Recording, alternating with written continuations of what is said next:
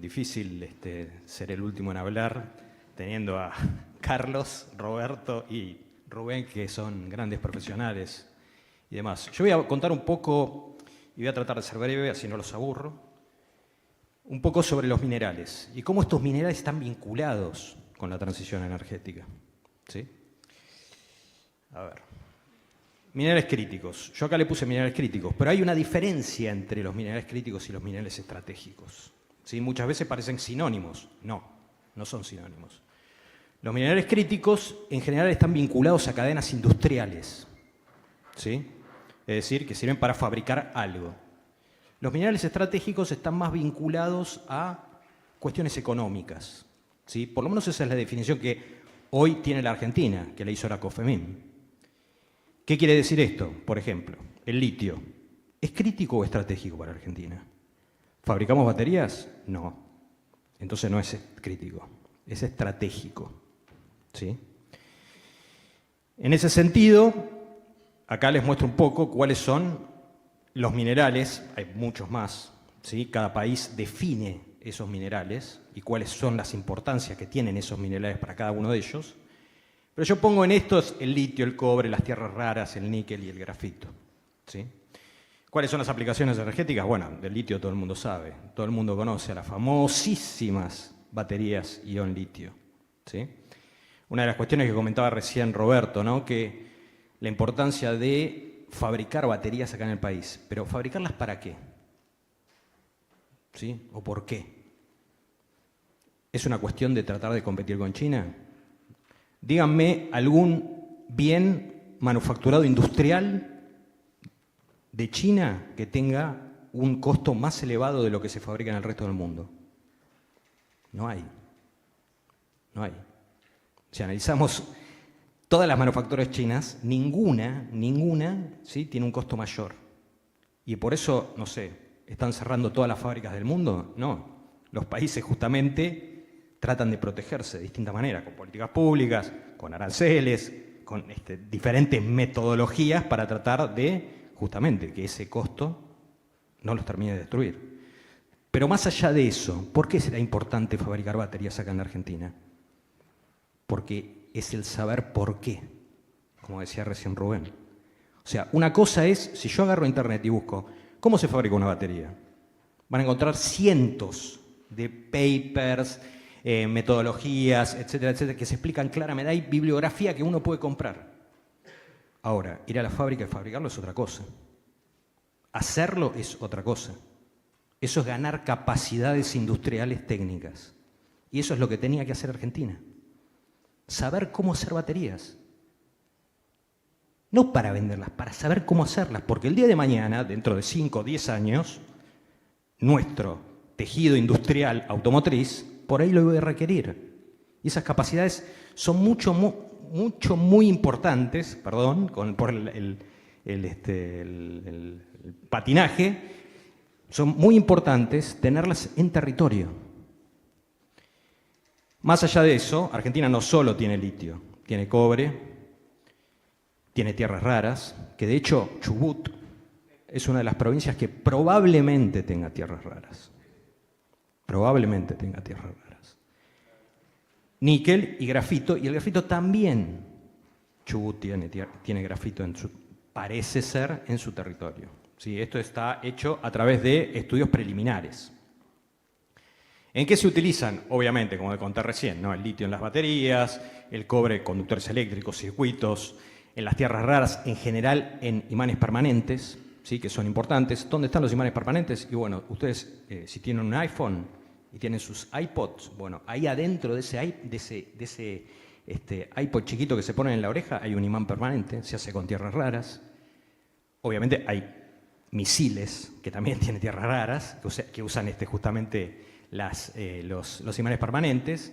Después tenemos el níquel, que se usa para también baterías, y el grafito, que se utiliza para todas las baterías ion litio. Hay distintos tipos de batería ion litio, y hay dos elementos que son comunes a todas las baterías ion litio.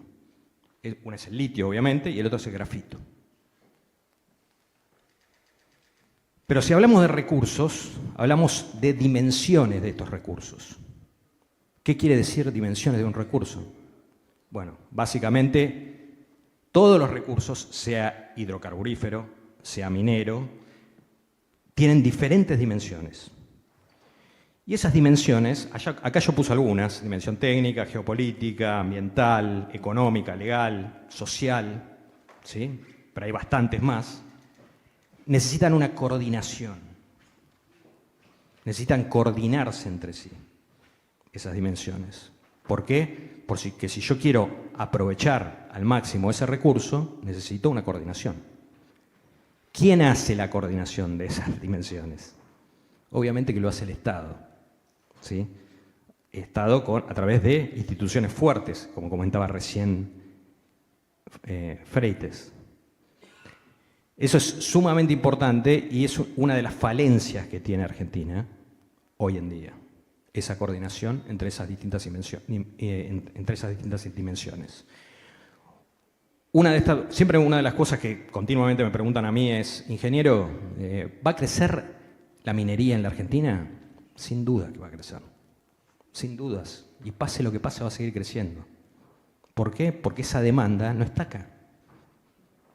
Es una demanda exógena, o sea, está afuera. Y esa demanda viene creciendo gracias a la transición energética. Ahora, la siguiente pregunta es, ingeniero, ¿vamos a aprovechar a la minería en la Argentina? Y ahí está el tema, ¿no? Ahí está el tema. Esto que ven acá es la cadena de valor del litio, es decir, desde que se extrae hasta que se arma la batería y en el último eslabón se recicla, una vez que la batería se agotó. Fíjense los agregados de valor, ¿no? Entre cada uno de esos puntos. Esos tres eslabones son los eslabones industriales de la fabricación de una batería. Más del 85% del agregado de valor de la batería está en sus eslabones industriales. Y agregamos valor. Argentina está obviamente en la primera fase, hay que decir mining phase, está en ese lugar. Argentina exporta valor agregado en el litio. Ahora, ¿puede subir en ese valor agregado? Sí, sí que puede subir. ¿Cómo puede subir? Y bueno, hay que tener decisiones políticas, ¿no? Para poder subir. Una de las cuestiones fundamentales que recién hablábamos es el tema de si los países desarrollados tienen políticas públicas o las políticas públicas generan países desarrollados. Bueno, acá ven un poco el consumo eléctrico mundial, ¿sí? No existe una cosa como un país rico que consuma poca energía, es decir, la mayoría de los países ricos tienen altos consumos de energía, ¿sí? Este es un punto fundamental. Acá vemos un poco cómo es la energía en la historia, ¿sí? Hace 300 años, ¿sí? En el 1700 más o menos, consumíamos alrededor, per cápita, per día, 25.500 kilocalorías, esa es una unidad energética. Hoy el ser humano consume 210.700 kilocalorías por día. Eso es toda la energía eléctrica, consumo, ahí está, alimentación, hogar, cocción, agricultura, industria, transporte.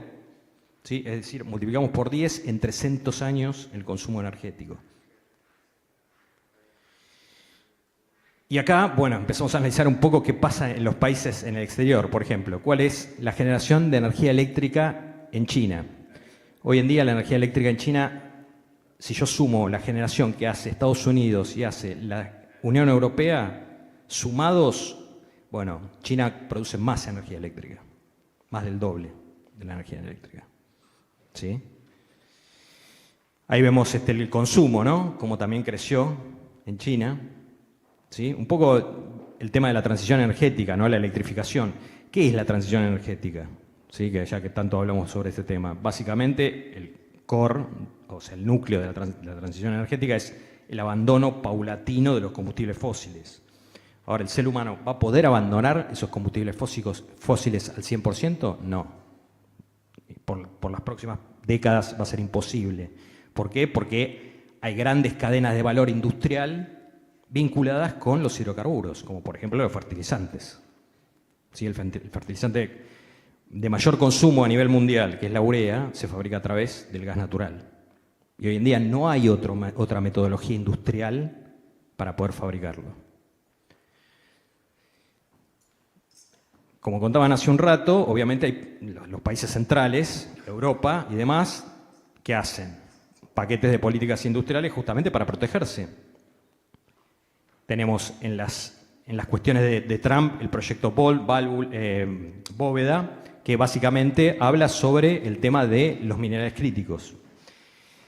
Después tenemos, en el caso de la Unión Europea, la ley de materias primas críticas, todas vinculadas a la transición energética, ¿no? De hecho, Estados Unidos, el país de la libertad y la democracia y los liberales, están invirtiendo, no nacionalizando, para eso, porque acá se habla cuando el Estado va a una empresa privada, se dice que está nacionalizando. Ahora, cuando Estados Unidos va y compra una empresa privada norteamericana o aporta más del 50% del capital, eso no es nacionalización. Está comprando. Estados Unidos, por ejemplo, con la empresa MP Materials, que es el Departamento de Defensa, se vinculó con esta empresa que justamente trabaja con tierras raras. Y ni que hablar con el tema de litio, ¿no? También. O sea, el Estado norteamericano se vincula muy fuertemente. Ahora, ¿qué pasa con el rey de la planificación mundial de la industria? En el caso de China, obviamente tenemos inversiones en proyectos energéticos, exploración minera. Una de las cuestiones que siempre hablo sobre el tema minero en la Argentina está explorada, es decir, hay grandes zonas de nuestro territorio que no sabemos qué minerales hay. No se sabe. ¿Sí? Hay zonas que no tenemos idea qué mineral. Puede llegar a tener alguna idea. De hecho, la empresa de litio que está trabajando, la primera que está trabajando acá en Argentina, que se llamaba en su momento FMC Lithium, que empezó a sacar litio en 1997, basó sus estudios en estudios geológicos hechos en los años 1930. ¿Por quién? Por fabricaciones militares. ¿Sí? Y lo corrijo a Roberto, hay 7 operaciones hoy produciendo carbonato de litio y otros compuestos de litio, 7 operaciones y hay 60 operaciones más detrás en carpeta. Bueno, volviendo a China, acá ven las inversiones que tienen y los logros, ¿no?, que tuvieron con esos resultados, ¿no? Hoy en día, por ejemplo, hay ejecutivos industriales occidentales que visitan China y vuelven aterrorizados. Esa era la palabra, ¿eh? Aterrorizados. ¿Por qué? Porque dice, es la cosa más humillante que he visto jamás. Lo dijo el director ejecutivo de Ford, Jim Farley. Y lo mismo que uno pensaría, bueno, no nos va a pegar a nosotros, ¿no? Va a ser difícil. Y lo veo, en ese sentido, lamento comunicarles que no es así. Hace unos días atrás, un colega mío, ingeniero, ven ahí el WhatsApp, me contactó y me preguntó, che, a mí me dicen Eddie, toda la gente me dice, che, Eddie, estoy tratando de comprar unas trampas, ¿sí? Unas trampas básicamente son unos actuadores, que esos actuadores, para una línea de producción, esos actuadores adentro tienen imanes, ¿sí? Entonces, obviamente, esos actuadores, mandó un correo a China y le dijo, che, quiero comprar esos actuadores, ¿me los podés mandar? Y de China le respondieron claramente, no te voy a mandarlo. ¿Por qué? Porque el gobierno no me permite mandar nada que esté vinculado con las tierras raras. ¿Sí? Así está el mundo hoy. China en el 2000 representaba el 6% de la manufactura global, es decir, de cada 10 productos industriales, 0,6 eran hechos, o sea, menos de un producto industrial era fabricado en China. En el 2030 se supone que el 50% de la manufactura mundial va a pertenecer a China, es decir, de cada 10 productos industriales, 5 van a ser chinos. Y en el tema voy a pasar rápido estas partes, en el tema del dominio de las cadenas de valor industriales, obviamente ahí las ven vinculados, esta es la cadena de valor de las baterías, China domina completamente toda la cadena, prácticamente. Ahí al principio, en lo que es minería, ahí está un poco más peleado, pero toda la fabricación de las baterías, obviamente, las domina China. Una de las cuestiones que me hacía reír la otra vez era tema de firmamos un acuerdo con el gobierno de Estados Unidos para la venta de litio y para la venta de minerales críticos y etcétera, etcétera. ¿Cuánto consume Estados Unidos de litio? Menos del 1% del litio minado mundial. ¿Cuánto consume China? El 87% de todo el litio mundial lo consume China. ¿Sí? Bueno, y en este sentido también China con el tema de la infraestructura, lo voy a pasar. Esto es un poco una explicación de lo que son las tierras raras, básicamente son estos elementos, tierras raras y defensa, obviamente, ¿no? Esto, como contaba hace un rato, las tierras raras van desde los iPods hasta en un tanque, misiles, aviones.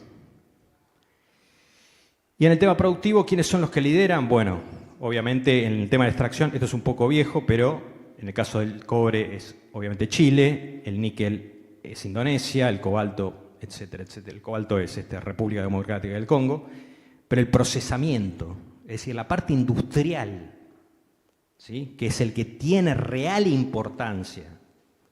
Yo le quito importancia al tema minero para nada. Es importantísimo tener una minería y si tenés recursos en tu territorio, es importante explotarlos, pero hay que procesarlos, hay que tratar de agregar valor.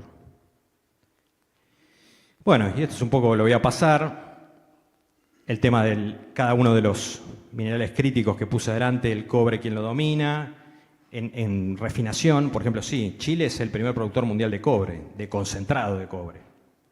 ¿Sí? El que procesa prácticamente la mitad de todo ese cobre mundial es China.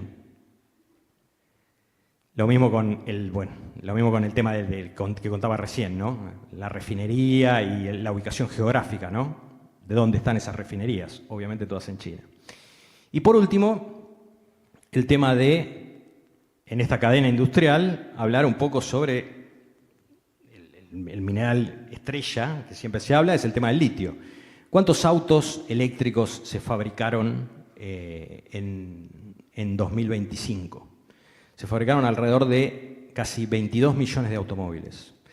De esos 22 millones de automóviles, 18 millones se hicieron en China, que son los que vemos que vienen acá con BYD y demás, que van a Brasil también. ¿No? Nada más que en Brasil un gobierno decidió que, más allá de que yo te dejo importar esos autos, pero vos me pones una planta acá y vas a fabricar las baterías acá en algún momento. Te dejo que al principio no tengas la totalidad de las piezas hechas en Brasil, pero en algún momento el 50% de las piezas tienen que ser brasileras, incluyendo las baterías. ¿Sí? Bueno, la cuestión es que se vendieron 22 millones de autos y ustedes me podrán decir, bueno, ¿es mucho o poco eso? Porque ¿cuántos autos se venden en el mundo? Bueno, en el mundo se venden alrededor de 90 millones de autos. Es decir, ya hay más de un 20%, 22% de automóviles en las calles que son eléctricos. ¿Sí? Y esto está creciendo. Y es una real preocupación para la Argentina, porque nosotros tenemos fortalezas en el entramado industrial, que hoy también está golpeado como todo el resto, ¿no? Y que solamente a través de una articulación importante entre esas dimensiones que yo contaba hace un rato, podemos llegar a tener un desarrollo interesante en nuestro país en la parte industrial. Si no, vamos a pasarla mal. Bueno, es todo. Muchas gracias.